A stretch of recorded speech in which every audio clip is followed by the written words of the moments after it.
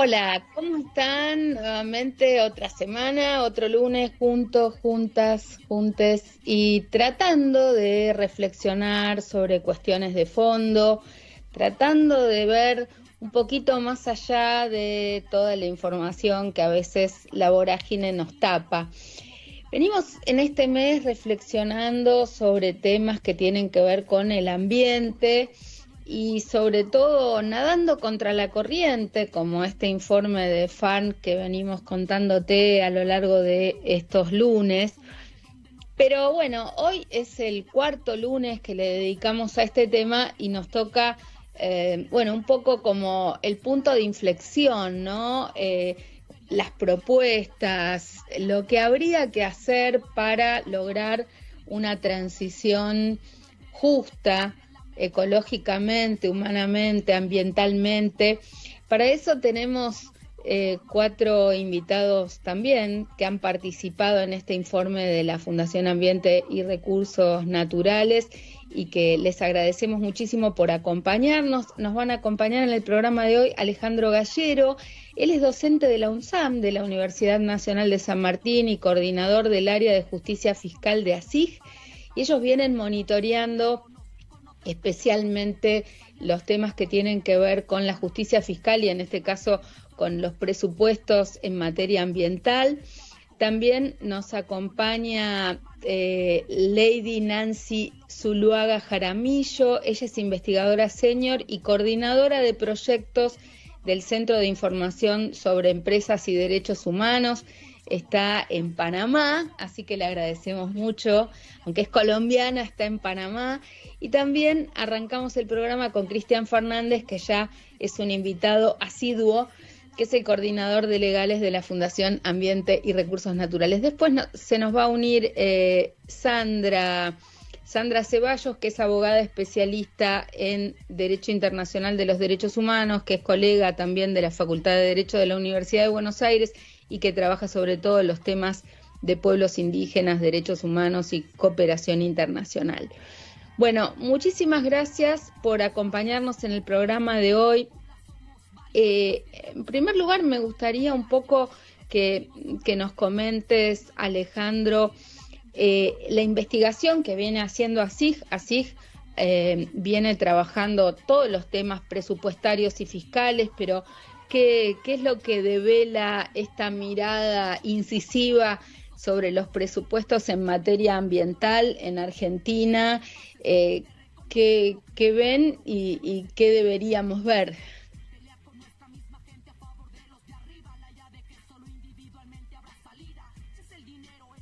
Estás muteado, me parece.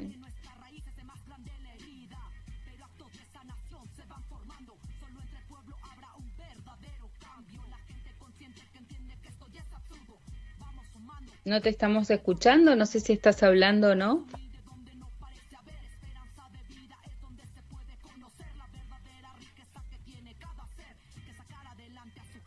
Quizás sean los auriculares. Alejandro, ¿te podés sacar los auriculares? A ver, desconectarlos y hablar desde la compu directo. Quizás sea eso.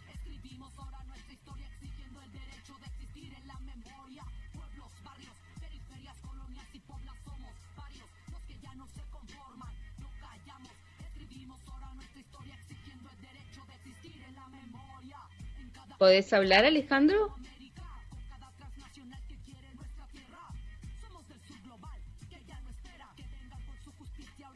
Bueno, mientras te pedimos que veas si te podés sacar los auriculares, si podés hablar directo en la compu, ¿será posible?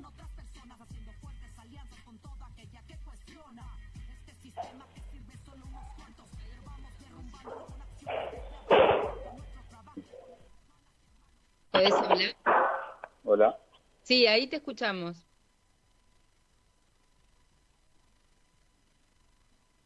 Hola, ¿me escuchan? Sí, ahí te escuchamos. Bárbaro. No sé francamente qué pasó. Disculpen, buenas tardes. Bueno, contestando tu pregunta, nosotros lo que hacemos desde ASIG hace ya bastante tiempo y venimos haciendo el último también es analizar la dimensión de la política fiscal. Nosotros hablamos de justicia fiscal para analizar en qué medida la política del Estado, que se relaciona con los gastos y los ingresos, es decir, los impuestos y el gasto público, impacta en temas de la desigualdad social. La política fiscal tiene un rol central para tratar de trabajar sobre los temas de igualdad, ¿no? Porque el Estado, a través de sus gastos, puede impactar positivamente en las condiciones de vida de la población, puede facilitar el acceso a los derechos, o también puede impactar negativamente cuando los gastos justamente desatienden las cuestiones vinculadas a los derechos y tienden a focalizarse en aspectos que no son centrales. Entonces, lo que nosotros hicimos en este artículo que salió publicado en el informe de FAM es dar un panorama de qué está pasando con la política fiscal a través del prisma de la cuestión del acceso a derechos. Y un poco lo que decimos en ese trabajo es que estamos en un panorama de agravamiento de la injusticia fiscal. ¿Esto qué quiere decir? Bueno, en principio, algo previo a lo que sucede hoy es que Argentina ya tiene un problema estructural de largo plazo referido a la política fiscal y a lo poco que colabora en términos de mejorar la igualdad social respecto a lo que podría ser. Nosotros decimos que uno de los principales problemas que tiene el país con respecto a este tema es la regresividad, por ejemplo, de su política impositiva, lo que tiene que ver con los impuestos. ¿Qué quiere decir regresividad? Bueno, justamente esto, que en Argentina, en relación a los ingresos de la población, pagan más los más pobres que los más ricos. Y esto es un problema que Argentina arrastra hace un tiempo, y hoy estamos en un contexto en el cual esto, en lugar de trabajarse con una perspectiva de mejorarlo, se está tendiendo a agravar. Para que se den una idea a qué me refiero cuando hablo de regresividad fiscal, el país hoy, su principal impuesto, y ya desde hace un tiempo, el impuesto que más recauda es el impuesto al valor agregado, ¿no? El IVA, que básicamente es un impuesto sobre el consumo. Bueno, ese impuesto es un impuesto que pagan con la misma tasa tanto los ricos, que ganan probablemente millones de pesos al mes, e incluso millones de dólares, que los más pobres, que tienen salarios muy, muy bajos. Este justamente es un impuesto que no solo se está haciendo más justo durante la gestión actual, sino que incluso se hizo más injusto. ¿Por qué? Porque existía una devolución que hacía el Estado a las compras, sobre todo de alimentos, de los sectores más pobres. Es decir, el Estado, reconociendo que este es un impuesto injusto, les devolvía a los asalariados de menores ingresos una parte. Bueno, eso es algo que en el primer semestre del año se eliminó. Este es un ejemplo. Hay varios del lado de los impuestos que nos marcan que Argentina está volviendo más injusta fiscalmente. Probablemente los más claros hayan venido del paquete fiscal que se aprobó recientemente, ¿no? Porque dentro de ese paquete que terminó aprobando el Congreso, tenemos, por ejemplo, la baja del impuesto a los bienes personales, que es el impuesto más importante al patrimonio que hay en Argentina, es decir, al patrimonio de los sectores de más altos ingresos. Es un impuesto que afecta nada más que al 1% de la población, para que se den una idea. Y obviamente ese 1% es el que tiene mayor riqueza acumulada. Bueno, una de las patas de la propuesta fiscal que se aprobó hace poco es reducir los porcentajes que pagan estos sectores por su riqueza. Entonces, este es un ejemplo, digamos, tanto por abajo como por arriba, ejemplos claros de que la política fiscal en Argentina, por el lado de los impuestos, está siendo más injusta. Y por otro lado, y por ahí para no extenderme demasiado y dar paso a las siguientes invitadas, que tiene que ver con el gasto, que probablemente eso es lo que nosotros tengamos más fresco a partir de leer los diarios, de escuchar las noticias, porque es donde el gobierno ha hecho probablemente los cambios más fuertes y más visibles. ¿Y eso por qué? Bueno, porque en la lectura del gobierno, Argentina tiene un problema inflacionario que se debe únicamente a la cuestión de la emisión monetaria. Es decir, en el pensamiento sobre todo del Ejecutivo, el problema inflacionario se debe solo a un problema monetario, es decir, a que el Estado emite mucho. Y para solucionar ese problema han llevado adelante un recorte fiscal sin precedentes durante este primer semestre. Es un recorte del gasto público que llega, si uno lo toma en total, al 30% en términos reales. Es decir, es una baja muy, muy importante. Y dentro de esas bajas, las partidas que explican la mayor parte de las caídas son partidas vinculadas a la política social, principalmente jubilaciones, que explica algo así como un tercio de este monto que yo les mencioné. ¿Y cómo se hace eso? Y esto es una cuestión también interesante para tener en cuenta. Bueno, esto se hace no reduciendo los valores nominales, supongamos, de las jubilaciones, sino básicamente licuando. ¿Qué es licuar? Bueno, licuar es mantener el valor nominal de las partidas que destina a estos fines y dejar que la inflación mina el poder adquisitivo. Ese es el proceso de licuación. Este proceso de licuación es muy, muy importante, como dije, en promedio un 30%, afecta especialmente las partidas vinculadas a política social y obviamente también afecta, y esto FARN lo ha trabajado muy bien y lo hace con el monitor ambiental, las partidas específicas destinadas a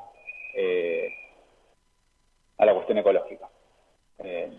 Entonces, ya sea por el lado de los impuestos, como por el lado del gasto, estamos en un contexto de aumento de la desigualdad en términos de la política fiscal. Te pregunto, Cristian, bueno, ¿cómo impacta esto que está comentando Alejandro en los temas ambientales? ¿Qué significa en relación a los presupuestos que estaban previstos para la protección de bosques, de glaciares, para los parques nacionales, para los planes de manejo del fuego? Esto tiene un impacto que se verifica en retraer todavía la escasa protección que existía, ¿verdad? Hola María José, bueno, un gusto saludarte a vos, Alejandro, a Lady, a toda tu audiencia. Efectivamente, como comentás, bueno, justamente en tu programa ya es como que tenemos una columna de FARN, ¿no? Porque todos los lunes hay alguien de FARN, yo ya creo que es la tercera vez en el año que estoy, así que no sé si tengo que exigir algún sueldo pronto por mi participación aquí, pero lo cierto Al es revés, que... tienen que pagar. Este, que bueno, como siguiendo la línea recién que comentaba Alejandro y respecto de tu pregunta, creo que evidentemente el hecho de que tengamos hoy un presupuesto congelado, se haya prorrogado el presupuesto del año pasado, nos lleva a un escenario en el cual claramente los derechos ambientales, bueno, se encuentran en un limbo. Nosotros lo vivimos como miembros del cuerpo colegiado con la causa del Riachuelo. El hecho de que exista, que hoy la causa del Riachuelo, el presupuesto de Acumar esté congelado, significa que Acumar no va a poder llevar adelante ninguna de las tareas que tenía proyectadas para este año, sino simplemente que lo que va a poder hacer es cumplir con lo mismo que ya estaba previsto para el año pasado y quizás ni siquiera eso. Con lo cual, obviamente, esto se multiplica a la cuestión de bosques, obviamente a la cuestión de incendios, de glaciares, tenemos pendiente también de que se realice el inventario de glaciares. También estuvo en tu programa Lucas Ruiz explicando la complejidad de esta tarea y cómo también se necesita un presupuesto para ello, con lo cual obviamente que el hecho de no tener un presupuesto actualizado lleva a inconvenientes. Creo que lo explicó muy bien Matías de la Fundación la semana pasada, que estuvo junto con Guillermina del área de investigación, que llevan adelante desde ese área el monitor de presupuesto, y justo ahora está saliendo una nueva entrega del monitor, con lo cual también invitamos a toda la audiencia a revisarla justamente sobre estos temas que venimos conversando. Ahora, Cristian, el Estado ambiental de derecho, lo que nosotros llamamos, bueno, los principios jurídicos que rigen el derecho al ambiente en Argentina, no solamente están afectados por estos recortes presupuestarios, por la motosierra de Milei, sino que hay una afectación que tiene que ver también con la violación lisa y llana de las leyes ambientales que están vigentes en muchísimas provincias y en muchísimos conflictos ambientales. Sí, totalmente. Es la vulneración de normas ambientales y también la propia narrativa del gobierno actual que descree el cambio climático, ¿no es cierto?, que ha elegido poner al ambientalismo y a los defensores y defensoras del ambiente en el rol de enemigos del progreso.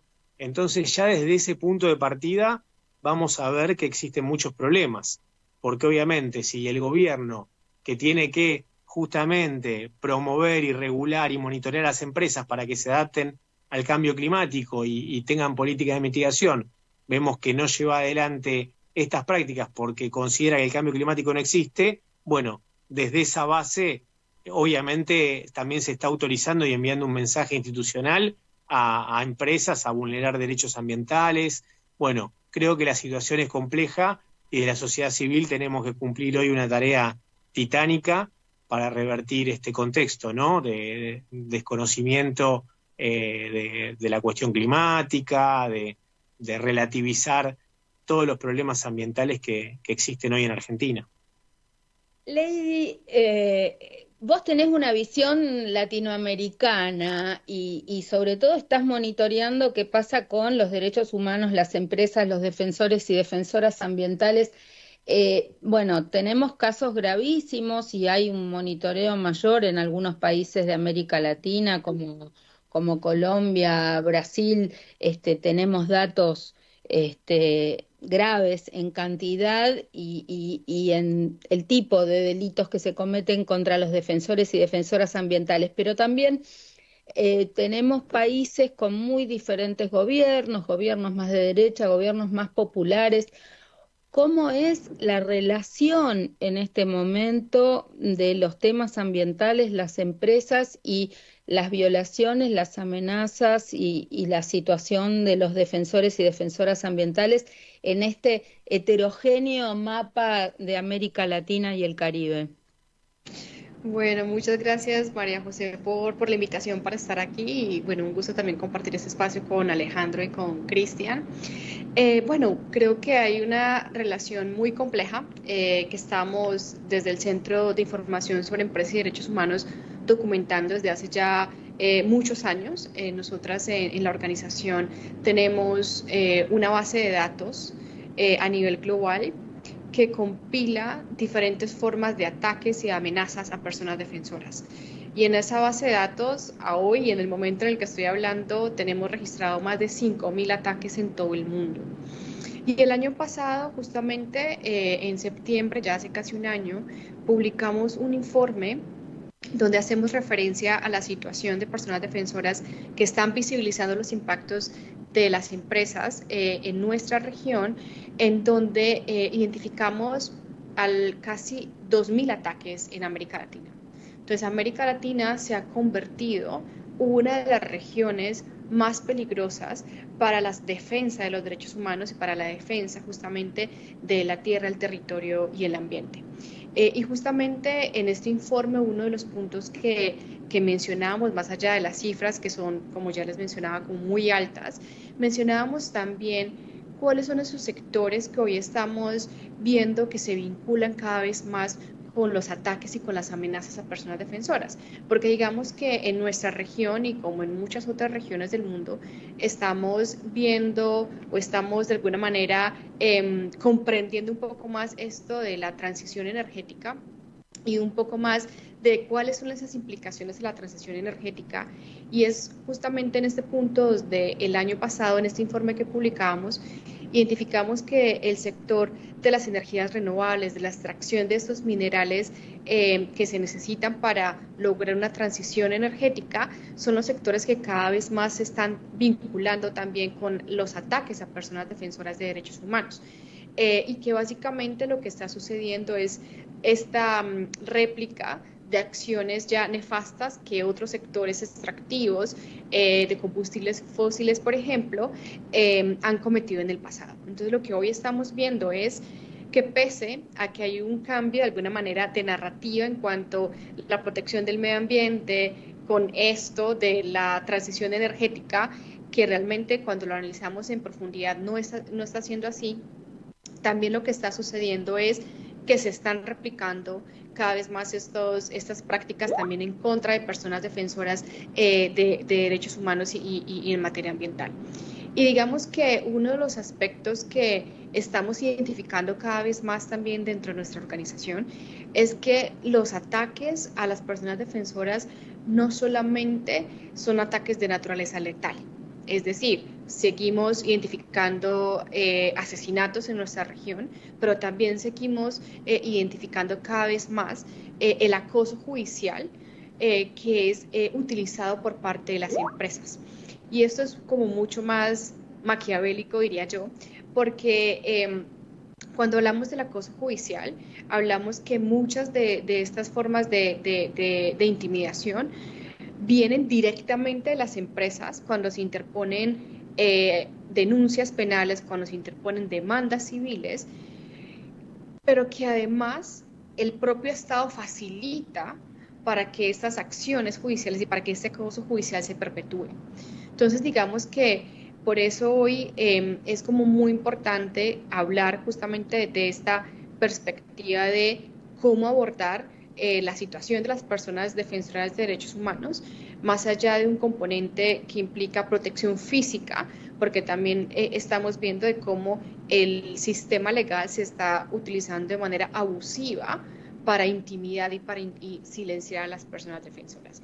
Y como bien lo señalabas, digamos que hay algunos países en nuestra región que destacan más como con esta situación de personas defensoras, Honduras, por ejemplo, México, Colombia, Brasil, pero también en nuestra investigación nos hemos dado cuenta que realmente ningún país de nuestra región es exento a estas formas de ataques y que, por ejemplo, en países como Argentina, en países como Bolivia, en países como Paraguay, o incluso en Ecuador, muchos de los ataques realmente terminan siendo invisibles, no salen a la luz pública por muchos motivos, y sabemos que en nuestro informe del año pasado y en ese trabajo constante que hacemos, el gran reto realmente está lograr identificar esos casos que por uno u otro motivo no salen como a la luz pública. Entonces, digamos que lo que estamos identificando justamente en nuestra organización en este último periodo es esa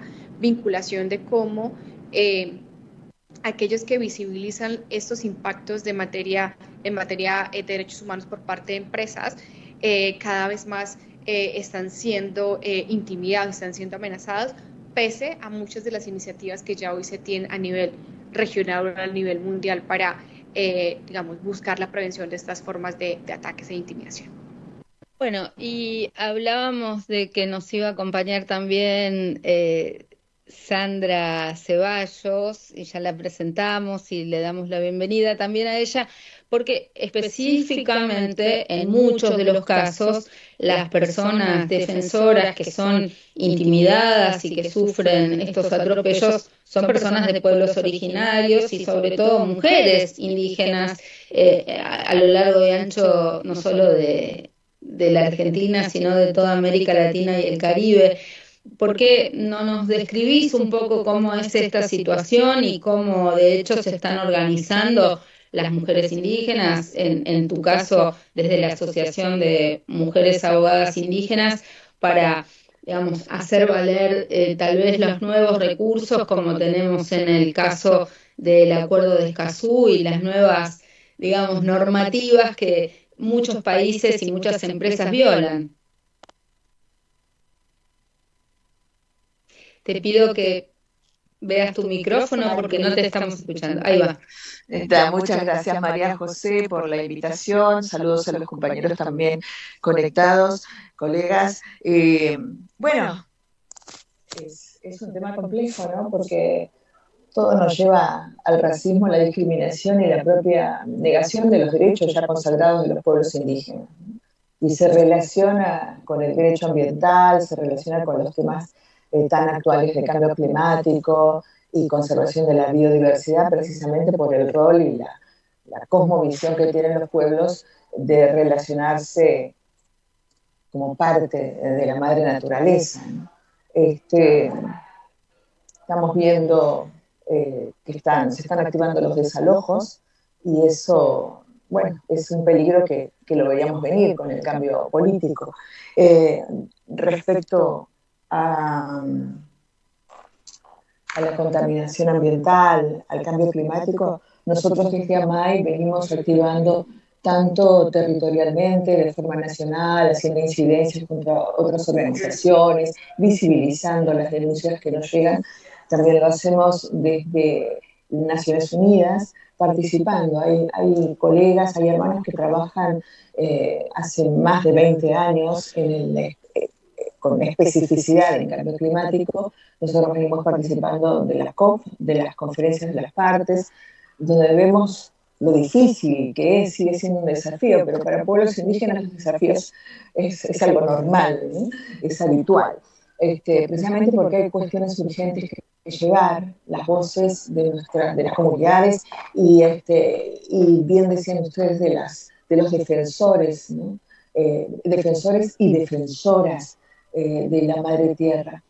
Reconocemos en la mujer indígena mayor responsabilidad siempre, tanto en el cuidado, en proveer no solo el alimento, sino la salud, el cuidado de la salud de toda la familia, y cómo cuando parten sus miembros, sus hijos, incluso los esposos, compañeros, a trabajar y deben hacerlo por esa necesidad, muchas quedan solitas en los territorios, cuidando sus animalitos a expensas de terratenientes, de capataces. Hay tantos ejemplos, tanto en la estepa o en la Patagonia, y principalmente en mi provincia de Jujuy, donde sabemos que tiene mucha riqueza de la minería, y hace muchos años que las empresas extractivas dejaron mucha contaminación, ¿no? Esos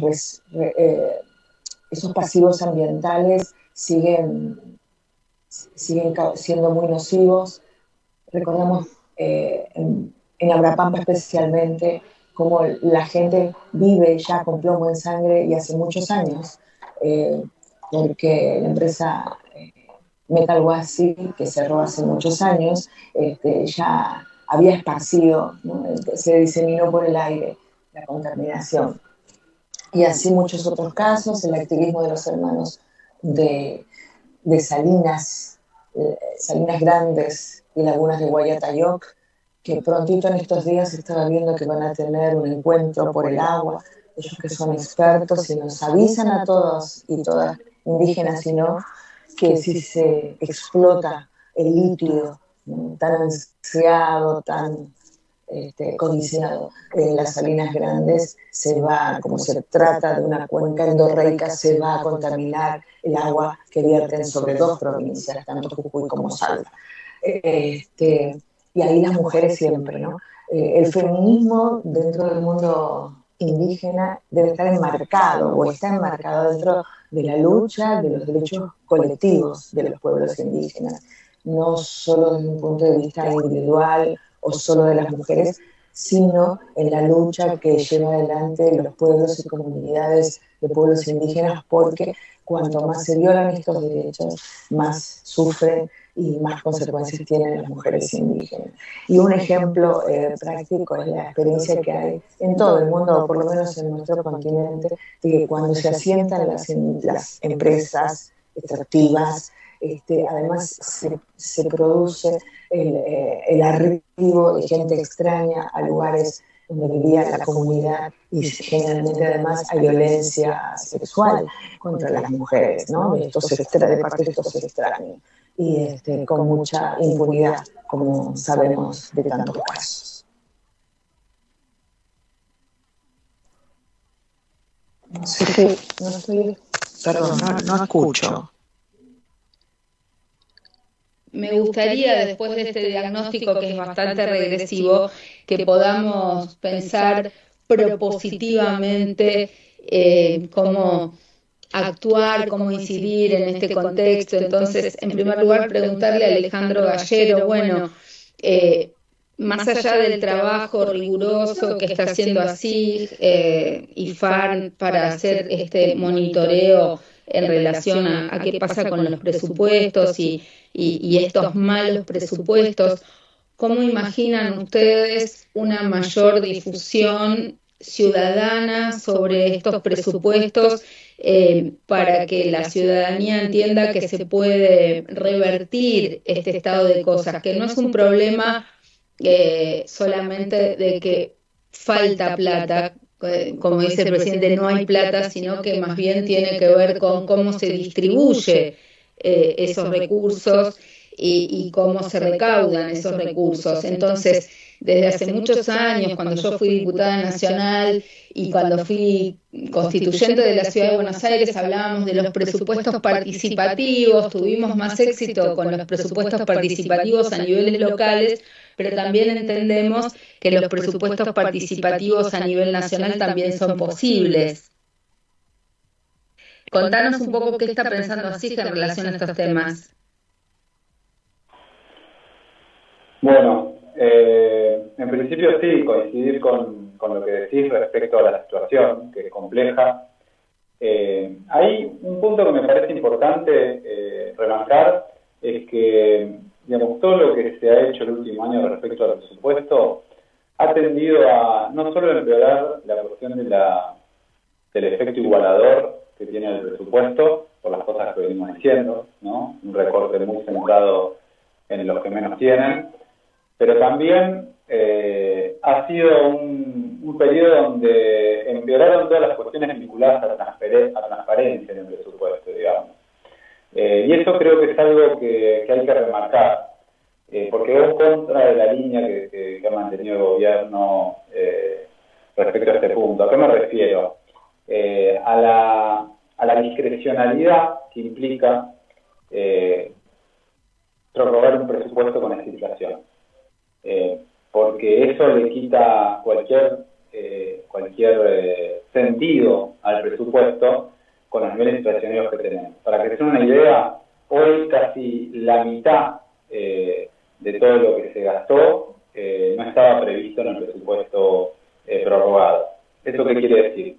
Que la verdad que es un presupuesto en los papeles, porque vamos a terminar el año con probablemente alrededor de un tercio, 2 tercios, digamos, de lo que se haya gastado fue por fuera de lo presupuestado inicialmente. Entonces, ahí hay una cuestión que ver respecto a la transparencia de esto y por eso también el nuevo presupuesto que se va a discutir tiene importancia. Pero yendo a lo que decías más puntualmente, ahí me parece que un poco el desafío está en mostrar justamente la inequidad y cómo ciertas partidas que hoy están siendo muy castigadas se podrían financiar redistribuyendo. ¿A qué me refiero? Nosotros tenemos mucha inequidad por el lado del gasto también. Probablemente el ejemplo más claro tiene que ver con lo que nosotros denominamos gastos tributarios. Es decir, con todas las extensiones impositivas que el presupuesto tiene y que benefician sobre todo a sectores empresarios. Lo que es más conocido tiene que ver con, por un lado, el régimen de Tierra del Fuego, que implica un gasto enorme, y en segundo lugar, el gasto a las empresas de software en el régimen de economía del conocimiento. Me parece que un camino para mostrar la importancia de discutir el presupuesto pasa por ver que efectivamente hay recursos mal distribuidos en muchos casos, y esos recursos no son menores. Pensemos que lo que recibió el año pasado, lo que recibió la principal empresa, digamos, de comercio electrónico argentino, que es el Mercado Libre, el año pasado, en concepto de exenciones impositivas, es decir, plata que el Estado dejó de recaudar como un beneficio que se estableció por la ley de economía del conocimiento, fueron solo una empresa, solo un año, $100 millones. El régimen de Tierra del Fuego es mucho más oneroso. Entonces yo creo que frente a un gobierno que tiene un discurso muy agresivo respecto a la política de gasto y que dice todo el tiempo que no hay plata, mostrar cómo el Estado sigue gastando, pero mal dirigido a los sectores, en muchos casos, de más altos ingresos del país, me parece un recurso que podemos tener para poner en disputa estos sentidos comunes que se han ido armando. No, y también cuántos subsidios a empresas que siguen contaminando o que siguen con un modelo extractivista, ¿no? En este sentido, me gustaría volver a Cristian, cuántos subsidios a las empresas hidrocarburíferas, por qué si hay una ley general del ambiente que establece algunos principios, algunos parámetros, muchas de las normas que se van aprobando y ahora con el RIGI van a permitir determinado tipo de emprendimientos que van a poner en vilo a muchas poblaciones, más de las que hoy están afectadas por muchos temas, ¿no? Vos has trabajado en la Patagonia y también FARN está trabajando con el tema del litio en los altiplanos, pero bueno, ¿cuáles son los parámetros para decir, después de 30 años de vigencia de la Constitución reformada y el derecho al ambiente en la Constitución de 1994, cómo poner en valor y en vigor esos principios tan emblemáticos que vemos que el Estado de Derecho no existe en materia ambiental, lo violan los tres poderes del Estado? Sí, bueno, tomando la última parte de tu comentario, María José, creo que el gran problema que tenemos hoy es que el gobierno quiere volver a la Constitución liberal de 1853, desconociendo todo lo que ha sido la evolución en el derecho constitucional, ¿no? Es decir, estamos a 30 años de la reforma del 94 que introdujo en el capítulo Nuevos Derechos y Garantías de la Constitución el derecho al ambiente sano, sustentable, apto, equilibrado, esta idea de las generaciones futuras, de ver al mundo con los ojos de nuestros nietos. Bueno, creo que en su momento, cuando aparecen en la Constitución del 94 todos estos derechos, claramente fueron vanguardistas, ¿no es cierto? Fue una de las primeras constituciones en Latinoamérica, nuestra constitución que tomó esta idea del desarrollo sustentable. Hoy en día vemos que la idea del desarrollo sustentable está más pensada desde un marketing de las empresas, no se ha vaciado de contenido la idea de sustentabilidad. Vemos también cómo esto que mencionabas de los subsidios a los fósiles se expande la frontera de los combustibles fósiles cuando en realidad se deberían estar realizando inversiones en energías renovables, en energías no contaminantes, en mejores tecnologías que no alteren los ecosistemas. Nosotros nos hemos encontrado, María José, en diferentes audiencias públicas contra la exploración y explotación offshore en el mar argentino, ¿no? Estamos avanzando con la explotación de los fósiles en nuestro mar, cuando en verdad nuestro país ratificó el Acuerdo de París, tenemos una ley de adaptación y mitigación al cambio climático, deberíamos estar enfocándonos en otro tipo de energías y sin embargo estamos yendo como en la dirección contraria de lo que deberíamos estar, del camino que deberíamos estar recorriendo hoy. Creo que hay muchas contradicciones, creo que hay que trabajar mucho para salvar esas contradicciones y es fundamental que la sociedad civil lo siga haciendo como lo viene haciendo, poniendo en valor la Constitución, poniendo en valor los tratados internacionales, el Acuerdo de Escazú, este tratado regional tan importante que tenemos. Antes Lady mencionaba este tema de los SLAP, ¿no? Este acrónimo en inglés, ¿no? Que justamente tiene que ver con silenciar a las voces críticas, silenciar a quienes defienden los derechos a partir de lo que puede ser un ahogamiento económico, a partir de lo que puede ser censurar la libertad de expresión. Bueno, creo que tenemos muchos desafíos por delante, claramente para poder afrontar todos estos desafíos a futuro. Tenemos que tener en cuenta el camino recorrido, tenemos que tener en cuenta todos los derechos ambientales que hemos ganado y defenderlos, ¿no? Para poder conquistar nuevos derechos no tenemos que olvidarnos de lo que hemos logrado hasta aquí y defender estos derechos de acceso, defender a los defensores, defender la Constitución Nacional es fundamental cuando estamos en un contexto de de regímenes de privilegios como el RIGI, que justamente vienen a 30 años a dar estabilidad fiscal, tributaria, de manera cambiaria a las empresas sin importar de ninguna manera la variable ambiental, y dejo por ahí la palabra para que continúen. No puedo dejar de preguntarte en estas semanas que estamos con las audiencias públicas que no son tan públicas en el Senado de la Nación, que han enviado los pliegos de los jueces Lijo y García Mansilla, la posición de FAN. Sé que han acompañado a las otras organizaciones, entre otras ASIG, y nosotros, que hemos estado movilizando para que fuera un debate más participativo, pero uno de los postulados, García Mansilla, es como el abogado de las empresas de los combustibles fósiles, con lo cual, digamos, todo lo que decimos del Estado de Derecho, si llegan algunos de estos de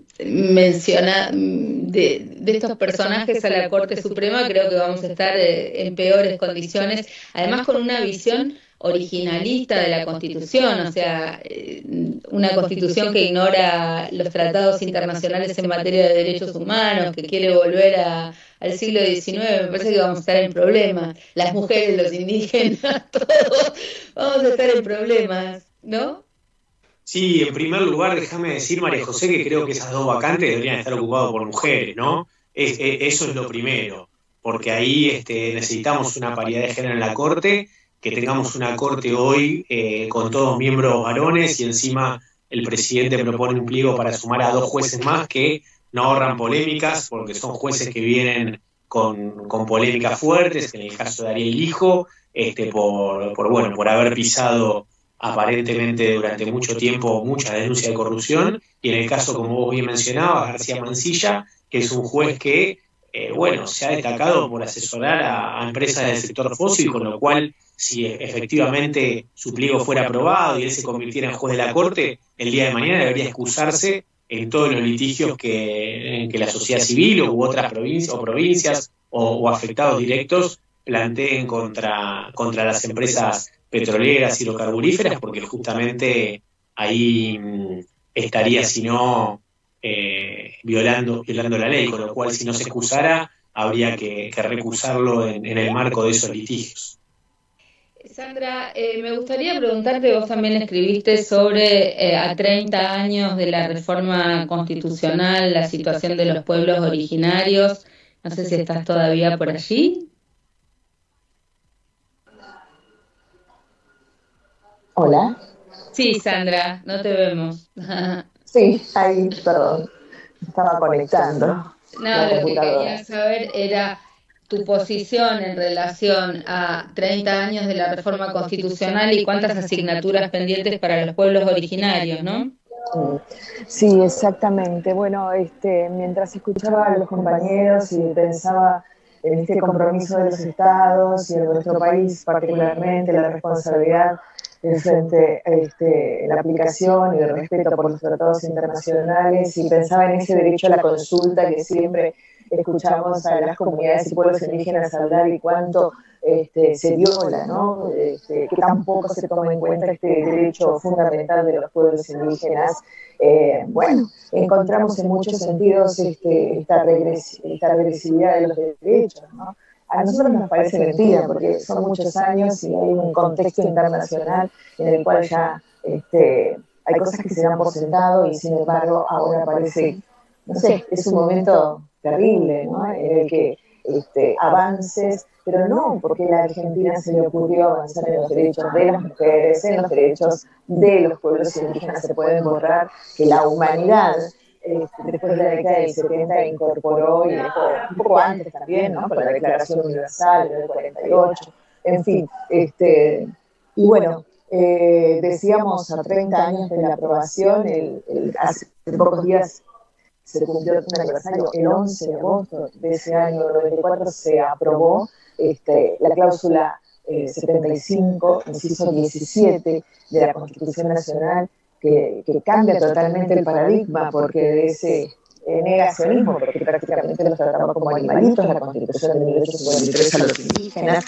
diciendo que había que promover el trato pacífico y su conversión al catolicismo. Estamos hablando que eran peligrosos y no tenían libertad de culto, tenían que ser católicos, ¿no? A este paradigma de la interculturalidad del cual hablamos, pero me parece que falta muchísimo. Vemos a los hermanos mapuches que son tratados de esa manera tan denigrante, ¿no? Como terroristas directamente, y en distintos casos queda mucho por hacer.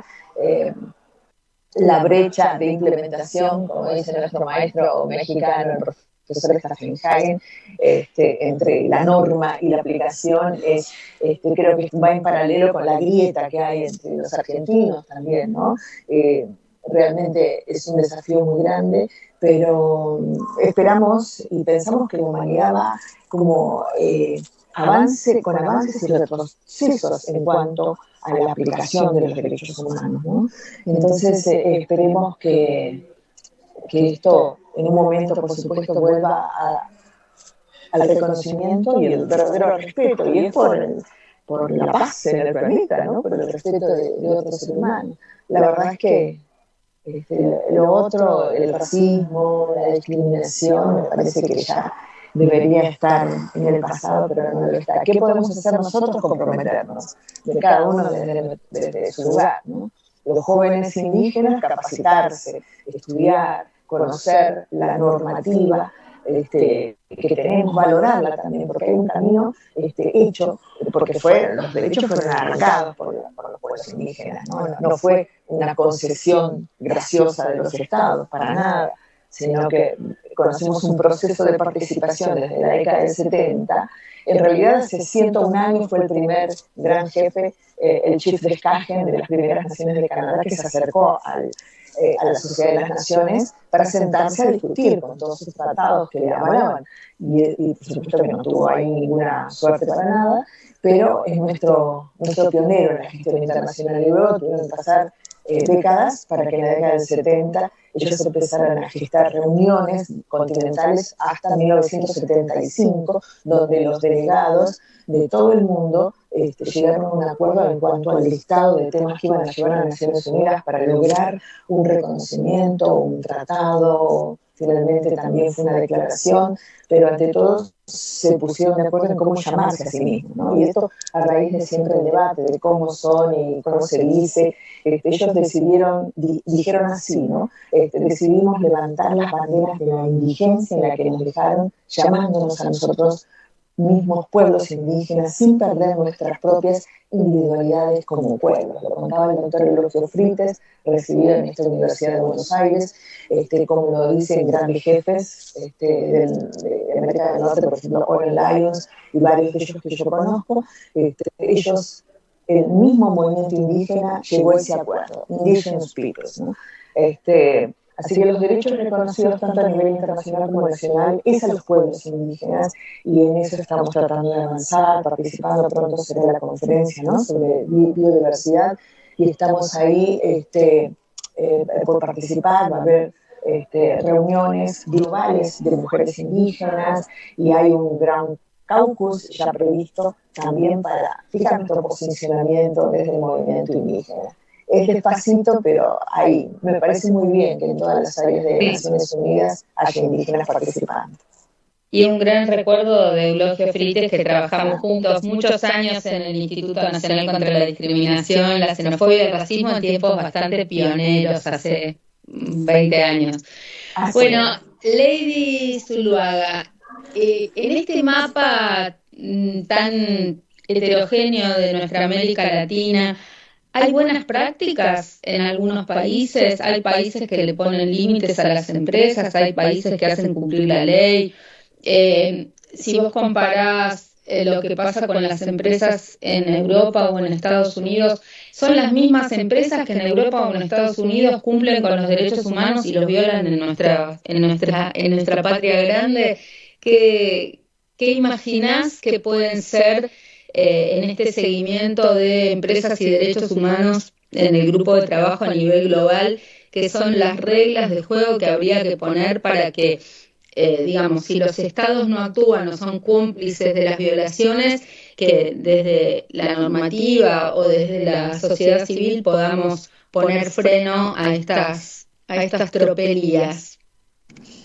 Bueno, María José, es una pregunta muy difícil para responder en tan poquito tiempo, pero yo creo que hay que tener como en cuenta como varias iniciativas que ya se están dando como en diferentes ámbitos que tienen repercusiones también en el contexto de América Latina. Por ejemplo, todo lo referente a las leyes de debida diligencia que hoy se están desarrollando en el marco de la Unión Europea tienen una importancia también muy grande para América Latina. O sea, estas leyes lo que buscan es justamente garantizar que ante el incumplimiento de normativas, el incumplimiento de afectaciones a derechos humanos por parte de empresas, se puede eventualmente responsabilizar, por ejemplo, en el ámbito europeo.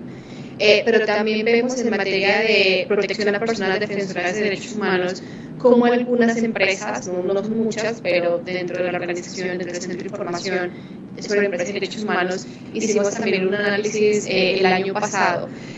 Algunas empresas están desarrollando políticas que se denominan políticas de tolerancia cero en contra de ataques a personas defensoras de derechos humanos. Entonces vemos que hay algunas empresas que se comprometen, al menos en el papel, en políticas que busquen evitar que se afecten a los derechos humanos o que, por ejemplo, buscan que se involucren a las comunidades en el marco de los proyectos o las actividades económicas que se están insertando en sus territorios. Entonces, digamos que hay algunas buenas prácticas a nivel legislativo desarrolladas por diferentes estados, también a nivel de desarrollo, por ejemplo, de estándares. En América Latina es muy importante lo que va a venir con la opinión consultiva sobre el cambio climático que está siendo ya analizada por la Corte Interamericana y que esperamos a finales de este año, a comienzos del próximo, pueda emitir, porque justamente en el marco de esa opinión consultiva lo que va a hacer la Corte es desarrollar estándares que tienen que ser cumplidos y aplicados por todos los estados en América Latina.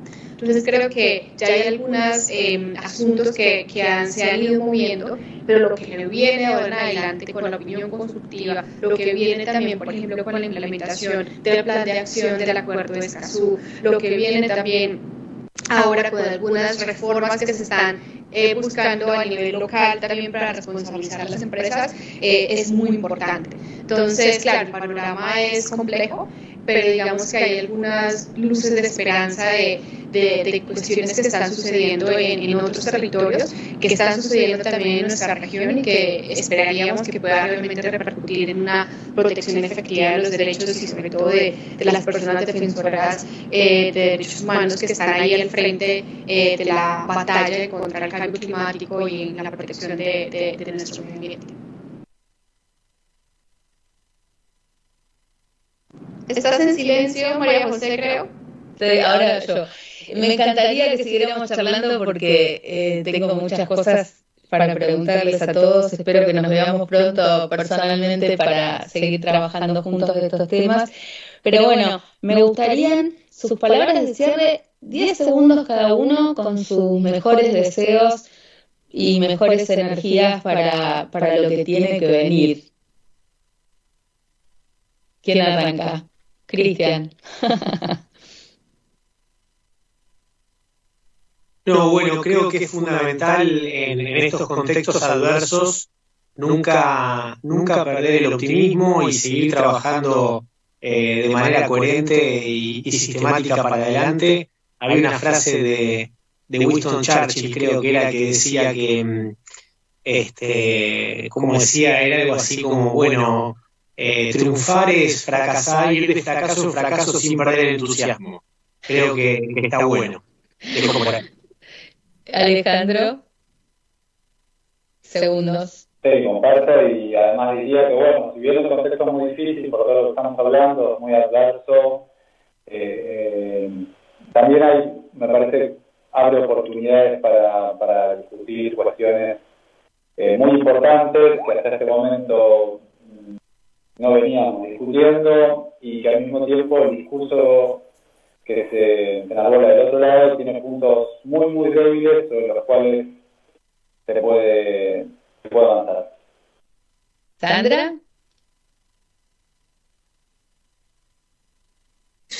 Bueno, siempre recuerdo las palabras de Fabián Salvioli, el profe querido, experto en derechos humanos, que en estos momentos más difíciles, en los que uno tiene que, de alguna manera, renovarse, porque está árido trabajar en derechos humanos, ¿no? Entonces, en esos momentos, él siempre dice que hay que responder con más derechos humanos, ¿no? Yo eso lo interpreto como con más ganas, con más trabajo, confiando en todo lo que se hizo y lo que venimos nosotros aportando. Así que bueno, esa es mi intención, seguir adelante, y creo que nos tenemos que ir fortaleciendo entre todos, ¿no? Son momentos difíciles, sin lugar a dudas. Lady Zuluaga, tus palabras finales. Claro que sí. Bueno, creo que la importancia de seguir haciendo un trabajo colectivo y en comunidad es crucial.